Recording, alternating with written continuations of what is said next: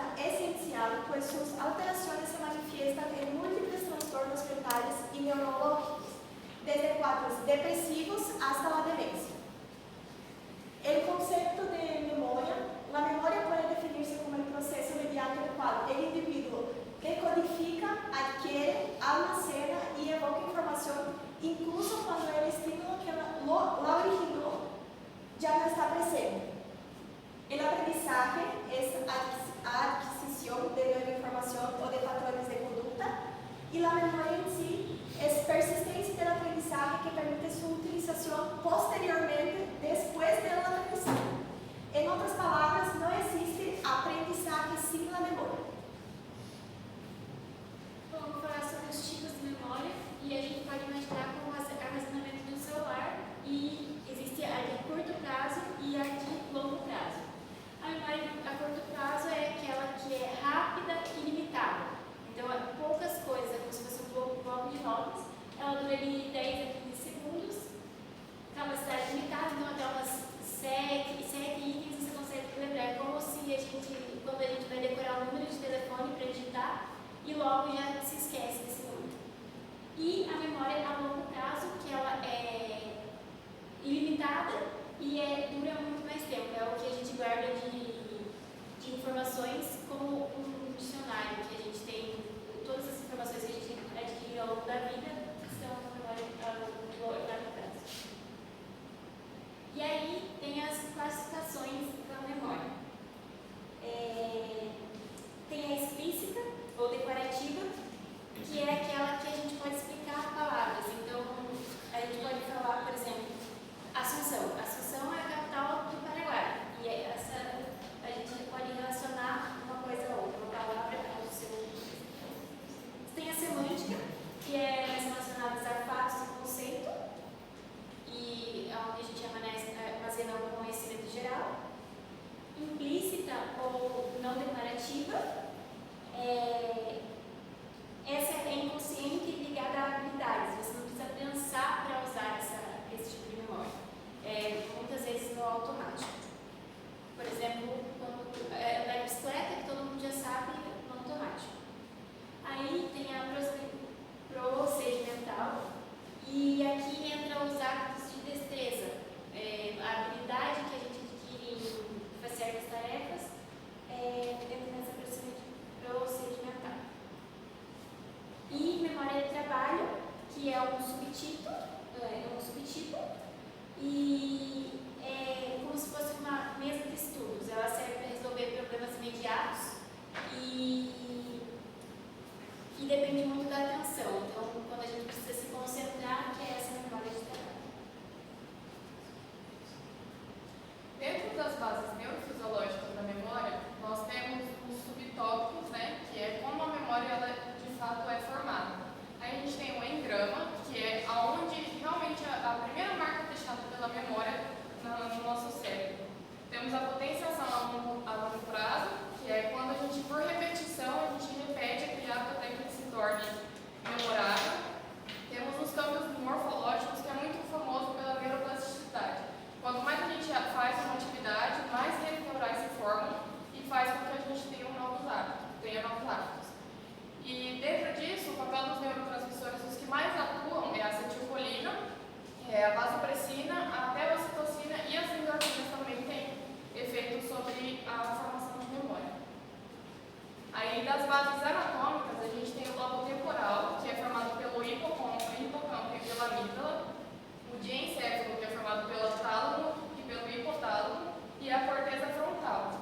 E o cerebelo é o que a Maria estava falando sobre andar de bicicleta, é ele que se forma, é ele que manda as informações para a gente ter esses hábitos motores, digamos assim, escrever, andar de bicicleta, ou aprender a tocar um instrumento, coisas desse tipo. Vamos falar das alterações da memória. A memória é como uma caixinha, que a gente guarda as informações, experiências, coisas da nossa vida. E quando não funciona direito, aí acontecem as alterações da memória. As alterações são quantitativas e qualitativas. As quantitativas, elas mudam a quantidade de memória, e as qualitativas mudam a qualidade da memória. E aí, as quantitativas são mudanças no quanto a gente lembra. Tem a hiperamnésia, que é quando lembramos demais, até de coisas que nem precisamos. Tem a hipoamnésia, que é quando lembramos menos do que deveríamos, tipo uma pessoa que tem depressão ou uma pessoa com começo de demência. Tem a amnésia, é quando apaga, pode ser total ou uma parte só, com suas lembranças. E aí tem os tipos de amnésia. Tem antero.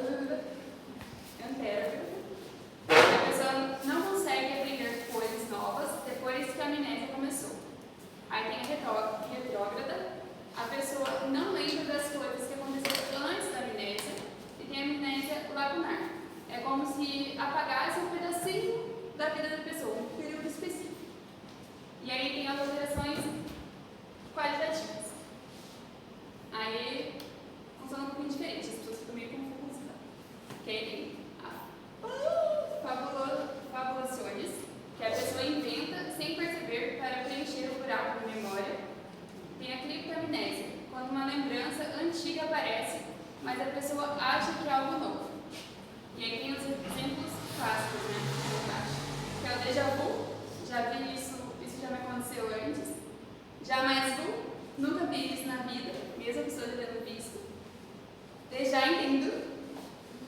Essa frase já ouvi antes, mesmo sendo algo novo. E já pensei. Esse pensamento eu já tive, mesmo sendo a primeira vez. A memória é essencial para o funcionamento psíquico em aprendizagem e na identidade. A alteração pode ser, como a Ana falou, quantitativa, déficit ou excesso, ou qualitativa, distorções. Compreender essas alterações é fundamental para o diagnóstico e manejo clínico em psiquiatria. E esse foi o vídeo que a gente utilizou para fazer o nosso trabalho.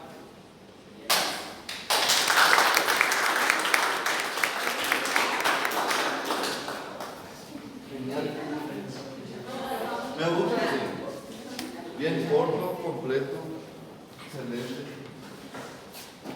Empezaron definiendo, tener el concepto del término de carácter deduciente es importante. La memoria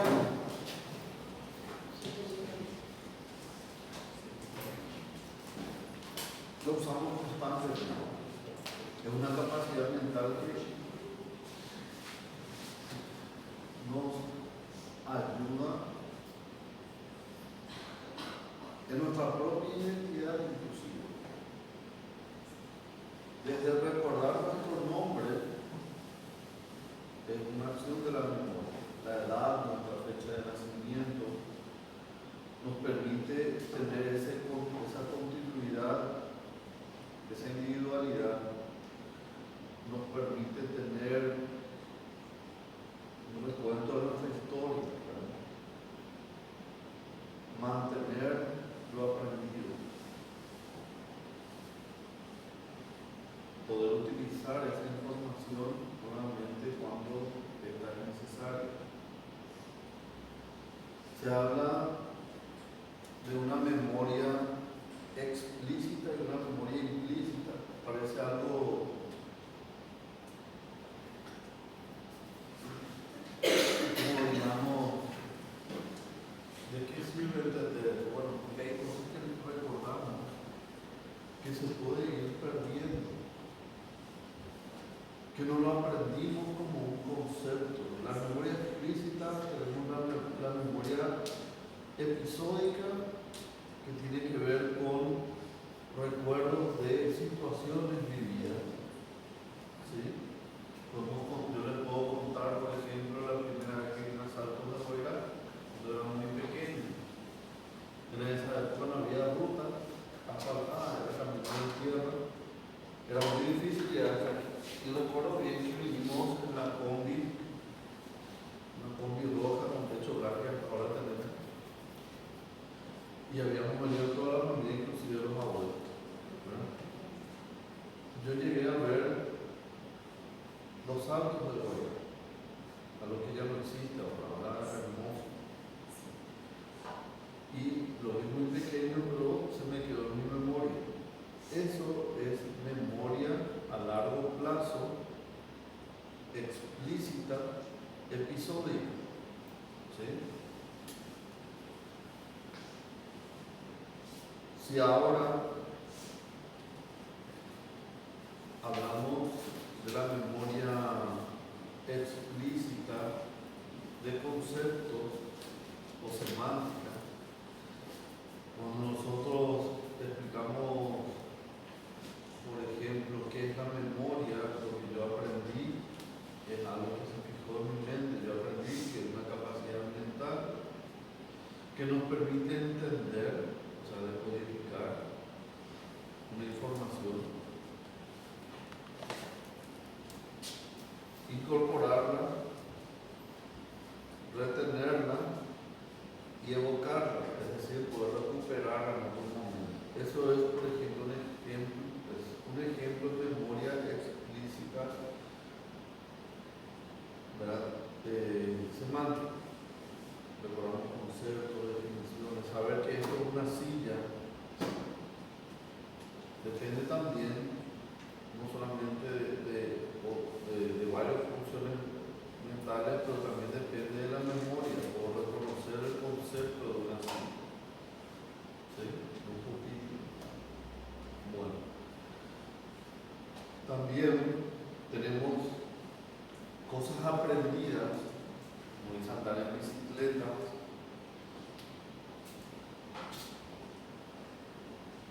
Hay muchos que todavía tienen vehículos de caja mecánica, ¿verdad? Hay algunos que tienen todavía caja automática. La memoria motora que tienen cada uno es diferente. En la caja mecánica, la persona va haciendo los cambios de marcha, aprendiendo de forma automática. Después de varios años de conducir, la persona no piensa. Cuando uno empieza, no sé si ustedes recuerdan cuando empezaron a usar el auto de caja mecánica, tenían que pensar todo lo que hacían. Tenían que pensar que tenían que apretar el embrague, tenían que pensar que tenían que poner en primera, tenían que atender para cuando llegara a cambiar en segunda, volver a apretar el embrague, soltar de esta manera. Pensaban todo lo que tenían que hacer. Ahora es algo totalmente automático. Se fue formando en el cerebro, se fue facilitando todas esas acciones motoras de una manera que no lo vamos a explicar. Nosotros podemos aplicar el concepto de conducir, pero ¿cómo ahora nuestro cuerpo hace automáticamente la conducción? ¿Cómo lo explicamos? ¿Sí? Es una habilidad aprendida. Es fácil. Algunos logran conducir borrachos. ¿No se acuerdan cómo llevaban a su casa? Entonces, movían por lo menos el auto todavía. A veces suceden situaciones emocionales muy intensas en el momento. Les doy un ejemplo para que entiendan lo que es la memoria no declarativa, no. Había fallecido mi papá, era justo cuando el fallecimiento de mi papá. Era su cumpleaños, me fui al cementerio con mi madre a visitar la tumba de mi padre y encontramos una situación muy fuerte para nosotros. Encontramos que las personas que hicieron la preparación de los de mi padre lo hicieron mal y encontramos una cosa descriptiva. Prácticamente salió el féretro y usábamos por todo era porque de eso salimos muy mal emocionalmente mi madre y yo. Llamamos a la gente y dijimos que ellos se van a encargar, entraban a la limpieza, que van a hacer todas las cosas, pero yo salí de ese lugar, no sé cómo, llegué en una intersección, pasé un semáforo rojo y no me di cuenta. Es más, yo me estaba yendo a mi casa, pero era totalmente un camino que no tenía nada que ver con el trayecto que yo tenía que hacer ahorita de mi casa. No me acordaba, no me quería.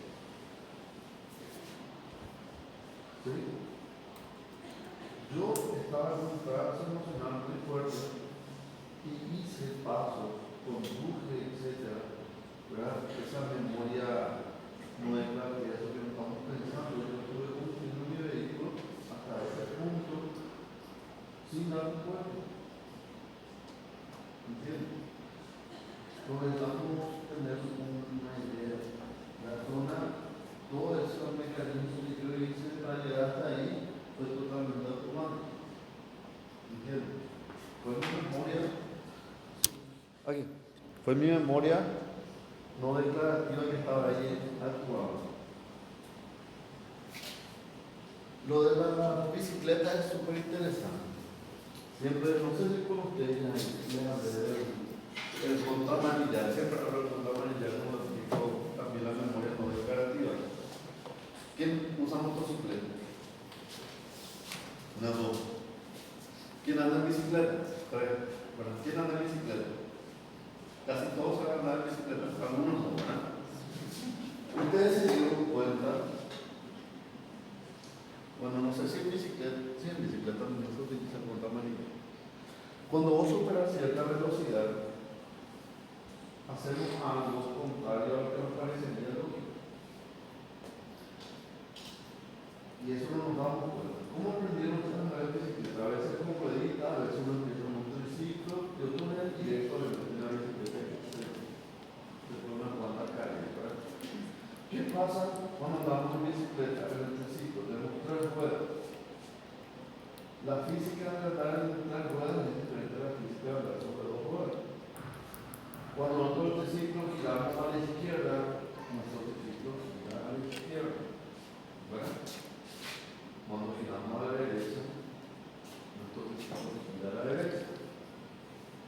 Lo aprende nuestro cerebro. Feliz y contento andamos, hacemos exacto de nuestro triciclo felices, ¿no? O cuando tenemos esas tres rueditas de esas dos rueditas a poner nuestra bicicleta felices, me pedido de tus papás, nos hace un poquito de ruedita o quita una ruedita a un lado para que empecemos a caminar en la bicicleta, ¿verdad? ¿Qué pasa? Que cambia totalmente la física. Cuando andamos despacio, giramos a la izquierda, giramos a la derecha, giramos a la derecha, giramos a la bicicleta a la derecha. Nos sentimos un poco más en el tema y queremos aplicar ese mismo principio y hacemos un movimiento igual y ahí nos desbalanceamos, nos desesperamos y queremos ganar. Como nuestro cerebro aprendió manubrio girando a la izquierda, se quiere girar a la izquierda. Bueno, en la motocicleta y en la bicicleta, cuando llegamos a cierta velocidad, ocurre otro fenómeno. Cuando giramos a la derecha, y eso lo hacemos inconscientemente todos, giramos el manubrio y la motocicleta tiende a inclinarse al lado contrario. Si giramos a la izquierda, el manubrio levemente, nuestra bicicleta se va a girar a la derecha, se va a inclinar a la derecha y va a hacer el giro a la derecha. ¿Cómo es eso? Todos lo hacemos de forma inconsciente, nunca más. No nos damos cuenta. Cuando hacemos a baja velocidad, sí doblamos a la izquierda de la motocicleta, doblar a la izquierda. Pero cuando hacemos a una velocidad alta, movemos ligeramente el manubrio en el sentido contrario que queremos girar y no nos damos cuenta. Por si no nos va a quedar la velocidad. No nos damos cuenta. ¿Alguna vez alguien leyó sobre el contramanillar y la motocicleta? ¿No? Nunca leyó sobre el contramanillar. ¿Les parece posible eso que les estoy diciendo, que no gira, mueve el manubrio como para rotar hacia la izquierda y la motocicleta se ve a la derecha? No, ¿verdad? Pero eso sucede. Y eso aprendió nuestro cerebro automáticamente, como una habilidad mental, y no nos damos cuenta. ¿Sí? Eso es la memoria no declarativa. Este tiene italiano. No, ahora sí tiene.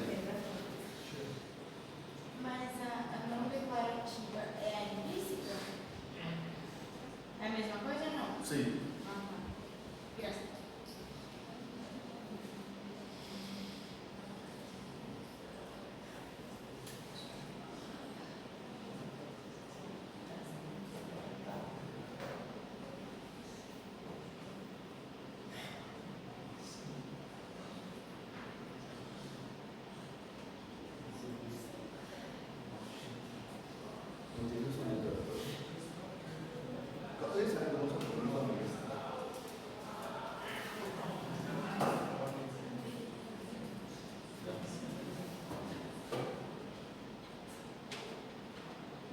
ahí están viendo, ¿verdad? Mueve el volante hacia un lado y la motocicleta se gira al lado contrario. ¿Ves? No es que él aprieta hacia abajo, él está moviéndose delante del manubrio para que el manubrio haga un pequeño giro hacia, como si fuera a girar a la izquierda, pero la motocicleta se le va a la derecha. ¿Sí?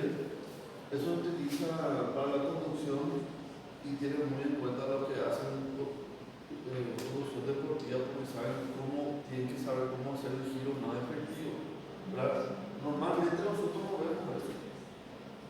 ¿Por qué? Acá vamos a mostrarles cómo, por ejemplo, a baja velocidad gira a la izquierda, gira su volante hacia la derecha, gira su volante hacia la derecha. Pero cuando supera cierta velocidad, cuando sale una ruta, van a ver que no va a ser lo mismo. Va a ser un giro levemente como para girar hacia la izquierda y ahí la moto se le va a ir a la derecha. Ese es el contramanito. Bueno, eso por ejemplo es una de las cosas que no solemos tener en mente. Eso es una de las cosas que nuestro cerebro lo aprendió automáticamente. Si no, no van a poder andar en motocicleta. Automáticamente el cerebro va a hacer eso. Ustedes no se dan cuenta. Eso aprendió su cerebro porque de otra manera no van a poder girar a la velocidad donde quieren girar. No sé cuándo va a hacer eso, pero hay otro que... Bueno, eso es un ejemplo. Pueden mirarlo después cuando tengan su casa de tema. Bueno, eso es un ejemplo de la memoria no declarativa. ¿Sí? Son habilidades que nosotros vamos desarrollar.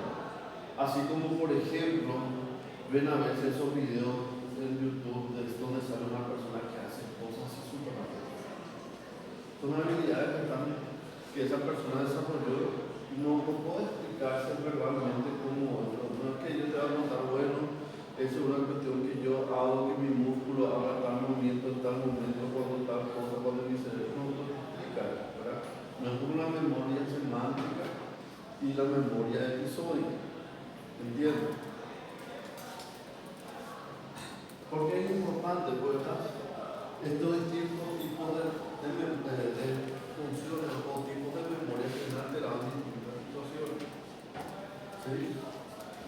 Por ejemplo, en la memoria de tipo Alzheimer, hay momentos donde la persona va aprendiendo habilidades, no solamente conceptos, no solamente cuando va evolucionando la memoria de Alzheimer, no es que olvida momentos de su vida o episodios de su vida, o cómo se llama el gozo ese, porque así dicen, olvida el nombre del objeto, olvida el nombre,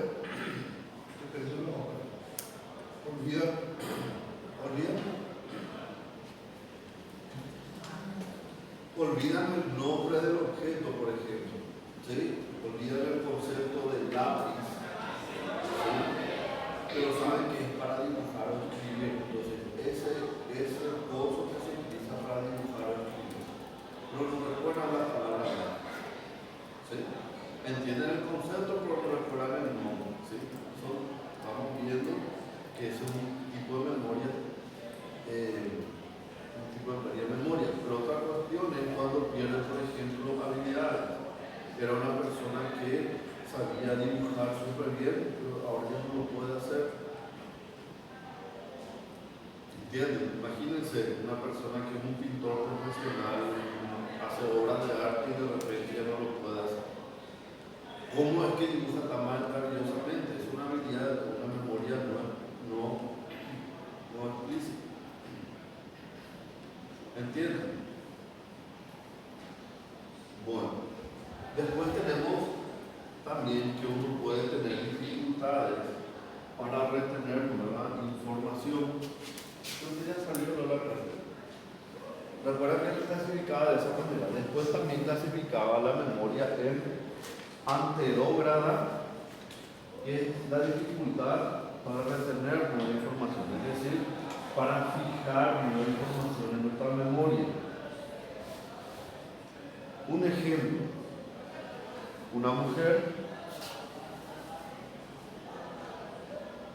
en un arrebato, una crisis emocional, ingirió todo un frasco de clonazepam con intención suicida. Creo que les hablé de eso. Esta mujer tomó el clonazepam no para morirse.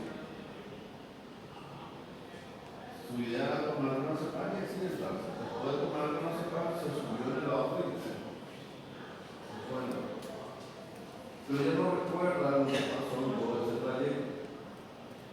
¿Sí? Ella se fue, condujo hasta varios kilómetros, inclusive se accidentó en ese momento. Habló con la persona con la que se accidentó y dijo un montón de cosas, hizo un montón de cosas, entonces tuvo la policía indicado un montón de cosas. Todo eso que hizo, no lo recuerdo. ¿Sí? Eso se llama memoria retrógrada. Consumió una sustancia, esa sustancia alteró su memoria, justamente un efecto de la anexiocepina que está en tecnología anesteróloga.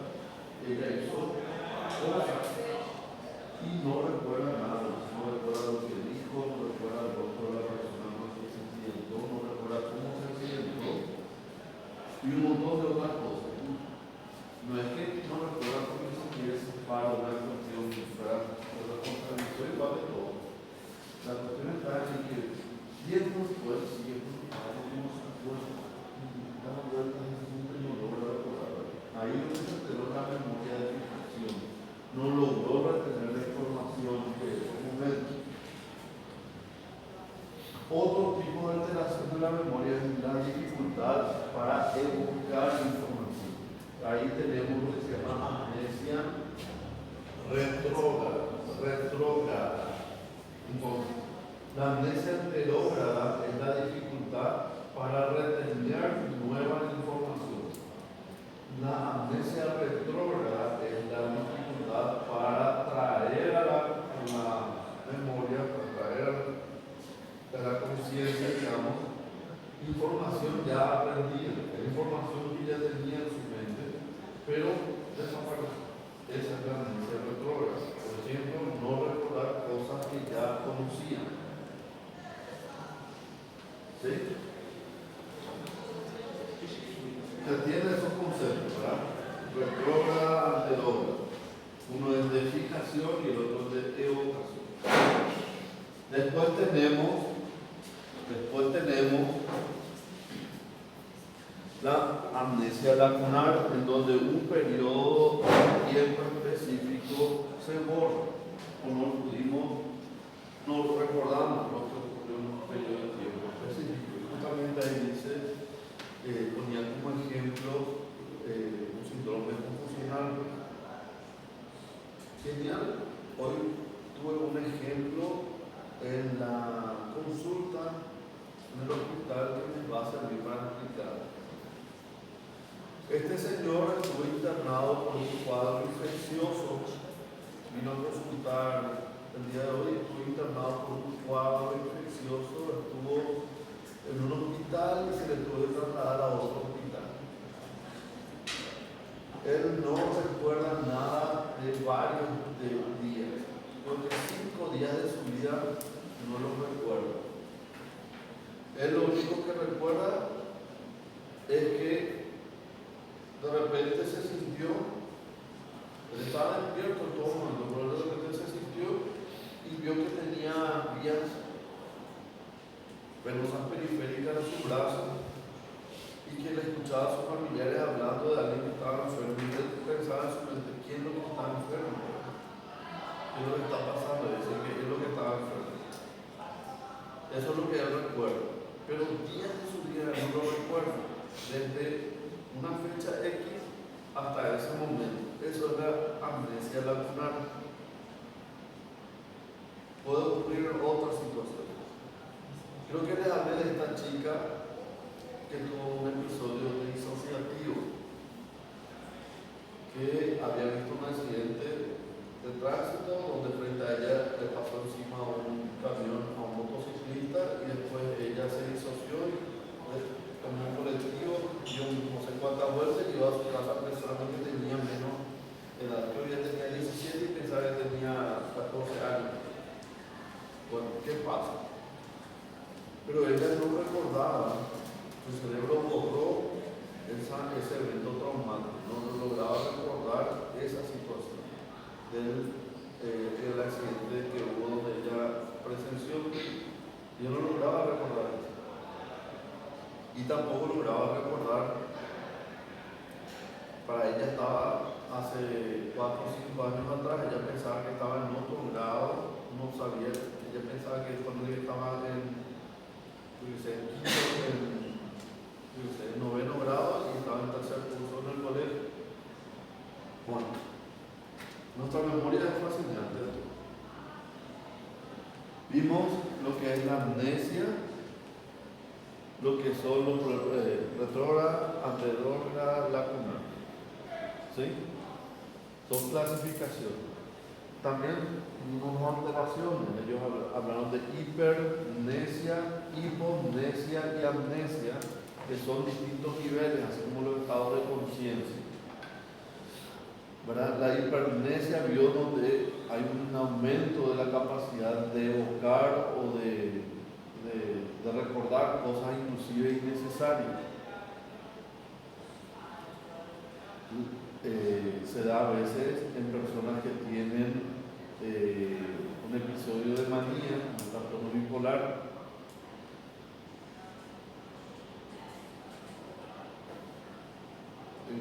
Después tenemos la hipomnesia, en donde recuerda en forma parcial o va a ciertas cosas, y la amnesia, en donde no tiene recuerdo alguno.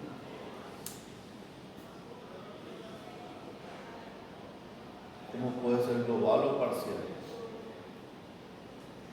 Después tenemos las paramnesias. ¿Sí? De esas paramnesias, la que me parece muy importante recordarle es la conformación de chocolate, lo que me dio, ¿verdad? Este me está diciendo chocolate, ¿verdad? Yo pensé que era torta tipo de... ¿Cómo se llama? No de limón. ¿Cómo se llama? Esos que son como con panes. ¿Cómo es que se llama? Este chocolate se está derritiendo ahí en mi... Ese se va a caer. Se está derritiendo en mi bolsillo. Sentí algo ahí que estaba blandito y se está derritiendo en mi bolsillo. Bueno, una cuestión importante. ¿Dónde yo estaba? Cuestión de la memoria. Tenemos la confabulación. ¿Sí? En ese caso, la persona utiliza un recuerdo falso para llenar un hueco de su memoria. Eso pasa mucho en la demencia. Por ejemplo, a la abuelita le trae con demencia y uno le pregunta si desayunó, ¿verdad? Y si te desayunó. Bueno, y le preguntas, ¿qué desayunaste? Y te dice la abuelita, yo desayuné huevo revuelto con un café y una dona. Y vos le ves a la familia, no, así te dice la familia, que no, eso nadie lo verdad. Y para ella desayunó eso, pero no fue eso lo que desayunó, porque realmente su memoria no recuerda que desayunó. Pero un falso recuerdo que puede ser de otro momento, para una ocasión, vino y se instauró en ese recuerdo, digamos, y la abuelita piensa que es el nombre. No es que no está mintiendo para engañarnos, sino que ella piensa realmente que es el nombre. ¿Me entiendes? Pero realmente olvidó que es el nombre. Después los famosos dijeron, no, hoy es el nombre, hoy un cocido con leche y acá nomás es el nombre. Pero ahorita no se recuerda. No es que lo hace intencionalmente. intencionalmente para engañar, lo hace de una manera en donde se reemplaza un recuerdo por otra situación. ¿Sí? Esa es la confabulación. Y después tenemos las otras situaciones como el déjà vu, el déjà vu y todas esas cosas, donde uno puede tener como vivida una situación o algo ya guardado en su memoria y es nuevo realmente, o al revés, ¿sí? Ver una situación ya vivida como si fuera algo, como si fuera una primicia, algo nuevo, son alteraciones de la memoria. Cualitativa. ¿Alguna pregunta? ¿No? ¿Qué horas son? 10.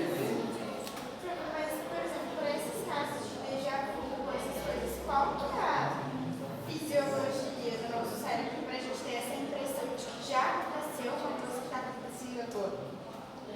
Bueno, la fisiología en sí es complicada.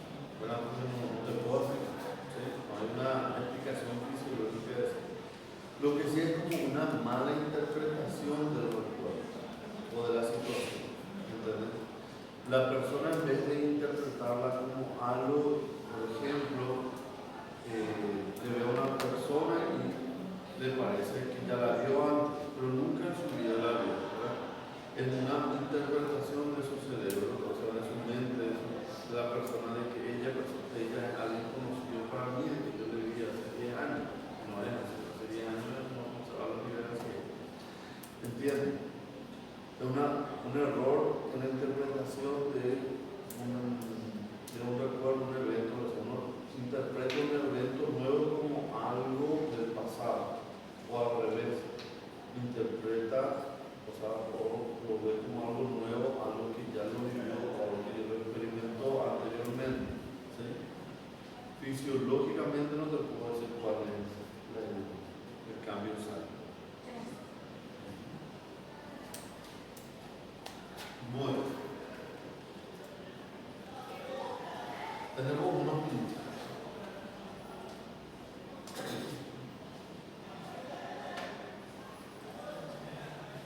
Yo les voy a pasar después las clases de ansiedad y todo eso.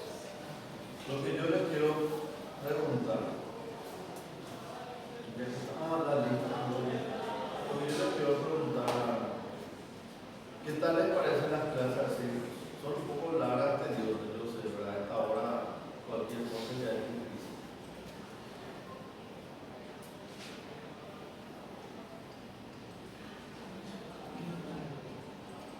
Pero yo quiero preguntarle a ustedes, yo también puedo ver otro tipo de enfoque, pero no estoy pasando conceptos y tratando que ustedes retengan alguna información, ¿verdad? Después realmente siento que quiero hacer algún tipo de ejercicio para que ustedes vean que estamos diferenciando cada una de las entidades clínicas.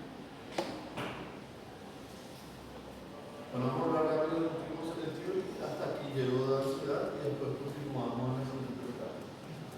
Porque si no, no van a retener nada de lo que yo les estoy diciendo. Bueno, ¿cómo les va explicando el último selectivo? No se preocupe, no es lo fuerte.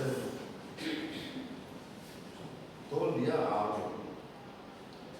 Mi trabajo es hablar también. La palabra, la conversación es una herramienta para mí, es el estetoscopio.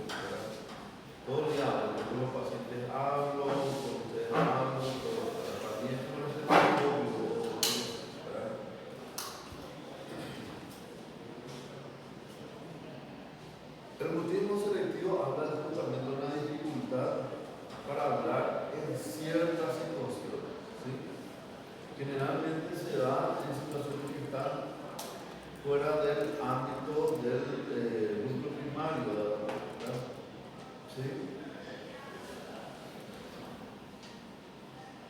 muchas veces esto le genera alteraciones a los niños porque no se logran expresar en esas situaciones. Por ejemplo, no logran hablar en la escuela o no logran hablar en los cumpleaños o en ciertas situaciones específicas.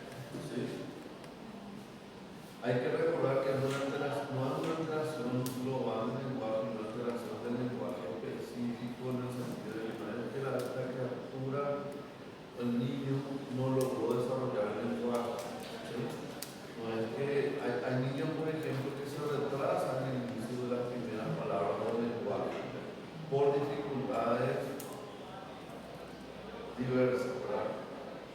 ¿Por qué piensan que se hace estos estudios de la autoemisión en acústica?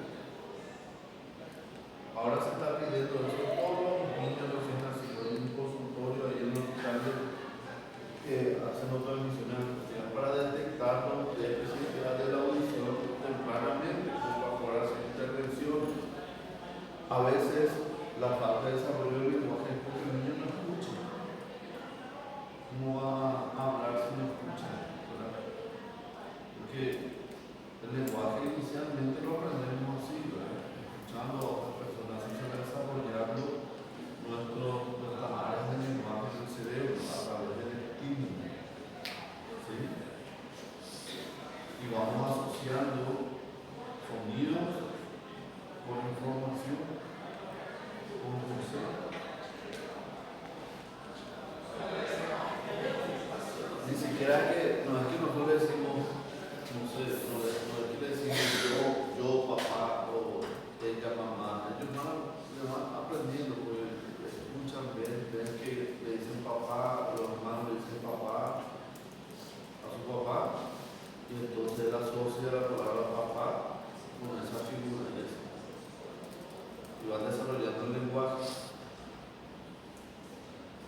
Un hijito más pequeño, cuando yo le pregunto cómo yo me llamo, papá, ¿cómo se llama tu mamá? Ma. Yo le digo, ¿tu mamá se llama Liz? No, ella es mami. Y eso es lo que aprendí, ¿verdad? Ese concepto, el nombre de su mamá es mami. Después tiene que ir aprendiendo y desarrollando ese tipo. Bueno, dato epidemiológico. No, hasta el 2%, ¿verdad? No es tampoco algo demasiado pequeño, pero hay, ¿verdad? No hay datos en América Latina, menos en Paraguay, ¿sí? Más común en niñas. Generalmente se empieza a identificar en esas edades.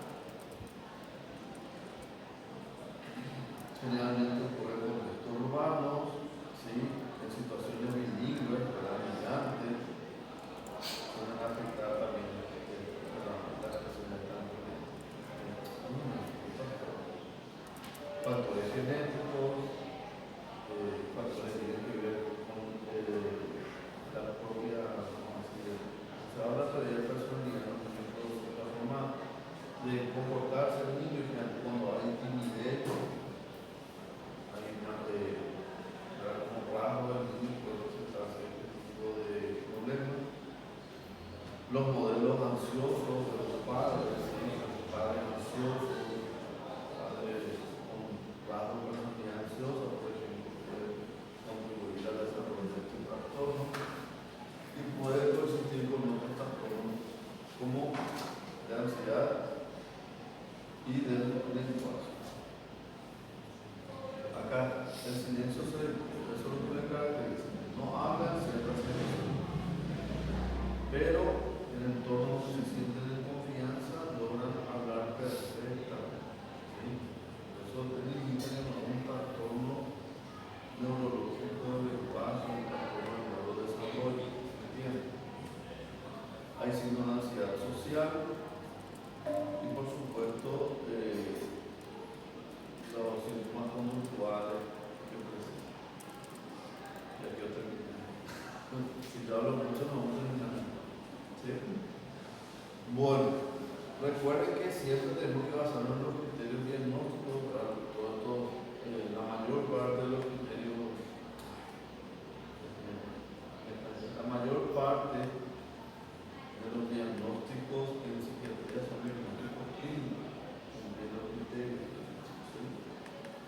siempre hay que excluir otras situaciones que puedan explicar el trabajo, como por ejemplo el espectro autista.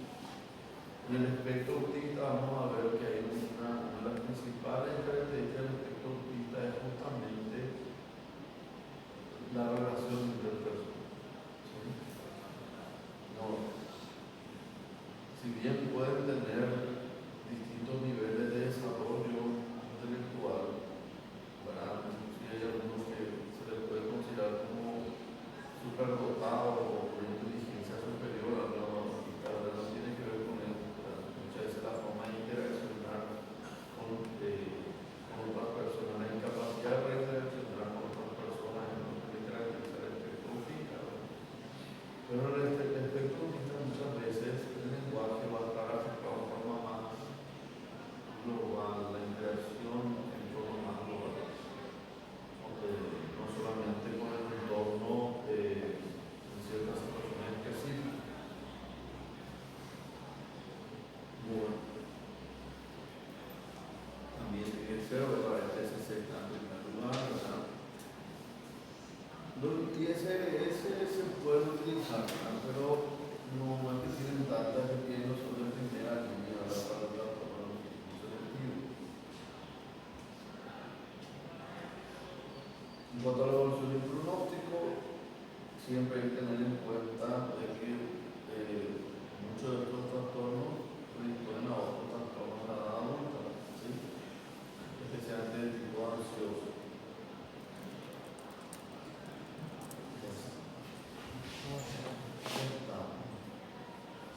Esto van a leerlo. Nos quedan los trastornos de ansiedad que van a ver. Estos no son tan frecuentes como quizás van a ver tan frecuentes. Los pediatras van a ver más frecuentemente que los médicos de adultos. En un tipo selectivo a veces les pueden traer y tienen que tener alerta, o sea, tienen que tener presente estos conceptos, estos trastornos en los niños, para poder derivarlo de forma oportuna, ya sea a psicología o a psiquiatría infanto-juvenil, ¿verdad? Porque muchas veces genera preocupación en los padres o los profesores. Le dicen, mira, tu hijo no habla en la escuela, ¿verdad? No se sienta callado, le preguntas cosas, no te responde, no habla, no te dice nada. A veces inclusive ocurren situaciones extremas en estos niños, porque les cuesta hablar de ciertas situaciones, tanto que, por ejemplo, quieren ir al baño y no piden permiso para ir al baño y se miran encima, ¿sí? Porque no logran hablar en esa situación, entonces hay que abordar esa situación. A veces los padres lo interpretan mal, a veces los docentes lo interpretan mal. Piensan que es un niño malcriado, un niño que lo hace de forma adrede o que no quiere dejarlo hablar con otra persona. A veces pasa eso, no se puede, luego tu hijo no avanza, no pasa lo que sea porque no quiere lo tuyo, ¿verdad? Porque en la casa habla, con la mamá habla, hace todas las cosas, pero en la escuela no logra desempeñarse igual que fuera de ese contexto de confianza. Entonces tenemos que tener en cuenta, especialmente ahora ser pediatra, que hay que estar con varias cosas en la mente cuando va un niño con algún problema que tiene que ver con relación a la escuela o relación al lenguaje, etc. Sí, están las alteraciones propias del neurodesarrollo, la discapacidad intelectual, el espectro autista, ¿verdad? También lo que tiene que ver con el desarrollo del lenguaje específicamente, ¿verdad? Hay niños que tartamudean, ¿verdad? Vamos a ver, o sea, el último capítulo está con trastornos propios de la infancia. Entonces, recuerden que estos dos, por lo menos, primera línea de tratamiento, psicoterapia, lo más indicado terapia cognitivo-conductual, ¿sí? Casi la mayoría de las personas chinas son como primera línea de trastorno, la terapia de tipo cognitivo-conductual. Después vamos a hablar del trastorno, que es un episodio de pánico. El trastorno de pánico ansiedad social y ansiedad generalizada. Vamos a tratar de hacerlo todo en una clase. No hay mucha diferencia en cuanto a la sintomatología, pero sí a los factores que generan. Hay que tener en cuenta que los episodios de pánico, y esto ya lo resaltar en la siguiente clase, se pueden presentar en varios trastornos de ansiedad. El episodio de pánico es una manifestación, ¿verdad?, que puede presentarse en varios, ¿verdad? Por ejemplo, una persona con ansiedad generalizada puede tener un episodio de pánico. Una persona con fobia específica, al estar expuesta al factor fóbico, puede generar un episodio de pánico. Lo mismo una persona con ansiedad social, al verse expuesta a una situación social específica, puede tener un episodio de pánico. Entonces tenemos que saber diferenciar lo que es un trastorno de pánico de un episodio de pánico. ¿Sí? Bueno, entonces dar muchas vueltas. Vamos a llamar a la lista.